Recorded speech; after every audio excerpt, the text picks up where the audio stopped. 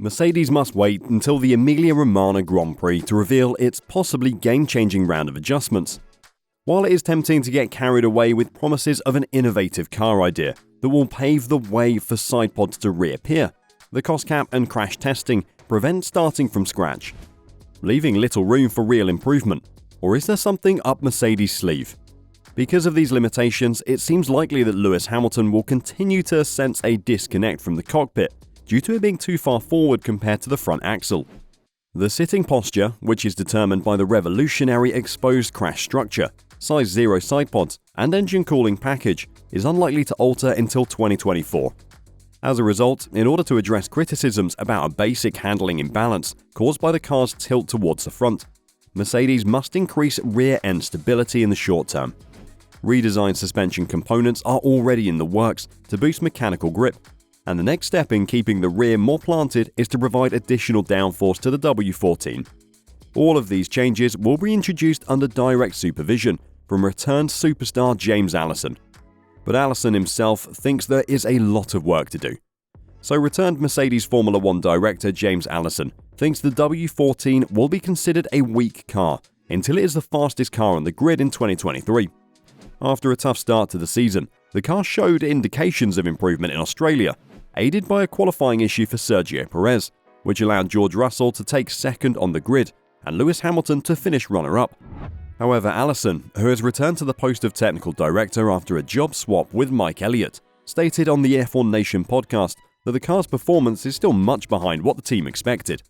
"It is reliable, that's a definite strength," he remarked on the W14's qualities. "It's got a very good pair of punters pedaling it around. It's better than most of the grid out there.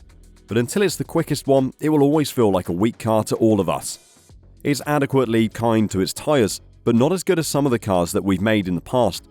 It's got more downforce than most of the cars on the grid, but not sufficient. Its handling characteristics leave a little to be desired and need to be worked on for sure. But none of this stuff is revelatory.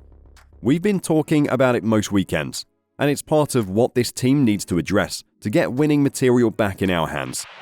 Allison declined to speculate on which circuits would be best for the W14, instead suggesting that the parameters will alter as the year progresses and upgrades are issued. "It's quite early in the season to be diagnosing what your car is great at or what it isn't great at, because the car's not a fixed thing," he said. "It's a platform that develops all the way throughout the year.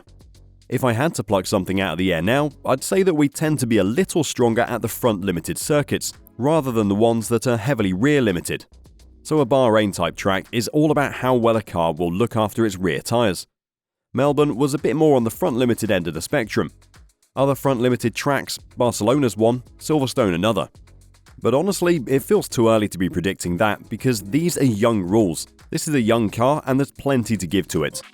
Allison acknowledged that the team would have a fresh package in Azerbaijan and will provide information as the season progresses. "The flow of new parts has already happened," he said. "You pretty much have a different car every weekend you take it racing. Sometimes it's a few more parts, sometimes a few fewer, but we've had new things for each of the races.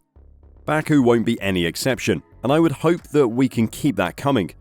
You're constrained by cost caps and stuff eventually, but we're at a stage in the season where there's still plenty of firepower there to keep putting lap time on the car weekend by weekend." When asked which teams Mercedes considered its current rivals, Allison highlighted the importance of chasing an overall performance increase. "We try not to think really in those terms," he said, "just concentrating on what are the areas of opportunity on the car. How quickly can we fill those opportunities with hardware or different approaches, with the expectation that that will improve our chances at any given weekend.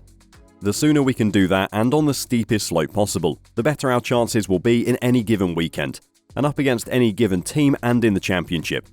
But we're completely realistic about the significant performance of the Red Bull, and particularly Max Verstappen.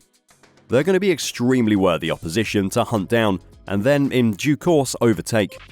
Will bringing in James Allison be enough to get the W14 back up there? The change in staff has come as a bombshell for some, but Allison assures that the internal changes are the best for the team. As James Allison says, that the recent job switch at the Brackley team will make it a better fighting machine. Allison has exchanged his prior post as Chief Technology Officer with former Technical Director Mike Elliott, following the W14's dismal start to the 2023 season. In essence, Allison will now be more hands-on with the car and the present racing schedule, while Elliott will take a longer-term strategic approach. Allison had worked as technical director until stepping down in 2021 for personal reasons. We just had a bit of an examining of our own navals here in Brackley, and between Mike and I, concluded that the pair of us can cover the ground reasonably well, Allison explained on the F1 Nation podcast.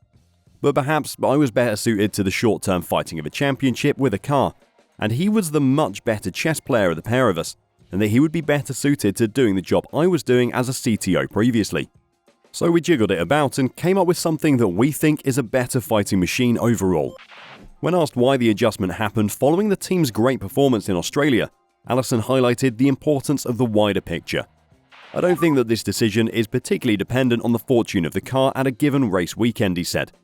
It was based on a sober assessment of what the pair of us are best suited to. And we think that the overall fighting strength of this team is maximised by this role swap. Let's hope that Melbourne is just the first step in a general pickup and recovery that allows us to get more competitive by the weekend. But Mike and I are convinced that with the jobs that we're setting out to do, that will be playing our best part in that recovery in the time ahead of us. Allison confessed that he'll need time to get up to speed on the day-to-day minutiae of the racing schedule. I was much less involved than I had been as a technical director, he said. I was more manoeuvring around in the sort of 2026 space than in the here and now of the current car. It certainly is a fair chunk of effort to get up to speed with everything. Not merely the regulations, but the full engine of the factory and the race team, and all the things that are currently in play in the championship fight. But it's exciting and fun and interesting, and a pleasure to be back up to my neck in it. Allison emphasized that he took a step back in 2021 since he was in the early stages of a new relationship when he decided to return to a career that will need substantial travel to races. However, the passage of time has provided the chance to spend more weekends away from home. A lot of that goes back to the very, very long, tragic shadow cast by my wife dying, he explained. And being lucky enough a few years later to meet somebody else who at the time was living in France and working in France, and had all her life in France, and had done for 20 years or so. And when she kindly, and some would say foolishly, agreed to come and cast her lot in with me, so that we could live together, she was giving up an awful lot. It was a little unfair, or it seemed a little unfair from my point of view, to cast her adrift and say thanks for coming over to England, I'll see you 5 minutes a week. The stepping back from the frontline role of technical director allowed some space for our relationship to flourish in a way that would have been tough otherwise. But that was over 2 years ago now that Chloe moved over, and she has some roots in this country now, doing her own thing that doesn't depend on my face. And so it's much more believable, much more possible now to do this than it would have been 2 and a bit years ago. Will Allison be the pivotal return of the season that makes Mercedes a threat again? Could he be involved enough to make the W14 potent enough to challenge for race wins? Or is it the best for Mercedes to lay their focus on next season? Let us know your thoughts in the comments down below. Subscribe to the channel if you want to stay updated with the news regarding F1. Thanks for watching, and we'll see you in the next video.